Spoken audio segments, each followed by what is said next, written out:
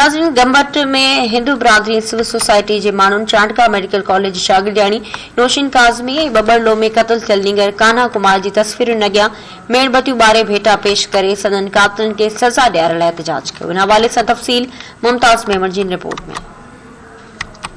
गंबर के SSC dam में हिंदू बिरादरी और सिविल सोसाइटी के माण्हुनि पारां चांडका मेडिकल कॉलेज की डॉक्टराणी नौशीन काज़मी ऐं बबरलो के 7 वरनि के मासूम ॿार कान्हा कुमार की तस्वीरुनि अॻियां मेणबतियूं ॿारे भेटा पेश कई वई। संदन वधीक चवण हुयो त असांजे असेंबली में मेंबर असांजा दीवान जा एमएन एमपी जेके वेठा आहिनि, अॼु असांजे जेके कान्हा कुमार जो जेको आहे सो हुनखे बेदर्दी सां क़त्ल कयो वियो आहे। इहो इंतहाई असां हिंदू बिरादरी सां ज़ुल्म कयो वियो आहे। बड़ो अफ़सोसनाक वाक़ियो आहे ऐं जेको डॉक्टर नौशीन चांडका मेडिकल कॉलेज में हिकु जेको आहे सो ड्रामो रचायो वियो आहे, उनखे इहो ॼाणायो वियो आहे त हुन फाही खाधी आहे, पर इहो सॼो अमल ग़लति आहे ऐं असां आला अख़्तियारनि खां इहा ई घुर था कयूं त नोटिस वठी हुनखे सज़ा ॾिनी वञे। बबरलो जो जेको बावड़ो आहे कान्हा कुमार ऐं उन सां गॾोगॾु जेको डॉक्टर नौशीन जो जेको वाक़ियो पेश आयो आहे चांडका कॉलेज में, इंतिहाई अफ़सोस जो अमल आहे।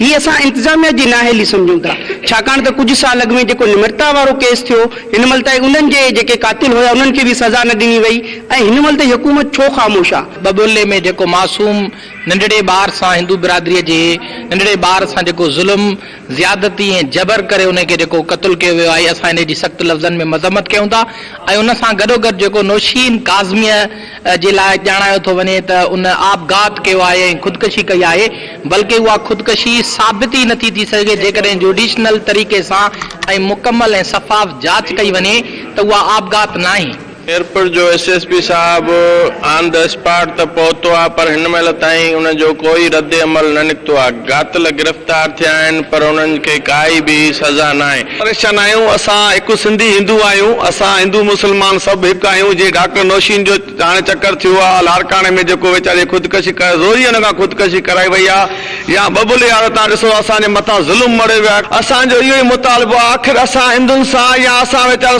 सोशल माण्हुनि सां असां छो इंतहा दर्जे जी हद कई वई आहे। हिंदू बिरादरी के नौजवाननि ऐं सिविल सोसाइटी के अॻवाननि मुतालबो कयो त कान्हा कुमार जे खून सां इंसाफ़ करे कातिलनि खे फाहीअ ते लटकायो वञे ऐं डॉक्टर नौशीन जे आपघात जी जांच कराए तालीमी इदारनि अंदरि अहिड़े वाक़िअनि खे रोकियो वञे। कैमरा टीम सां गॾु मुमताज़ मेमन, धरती टीवी न्यूज़, गंबट।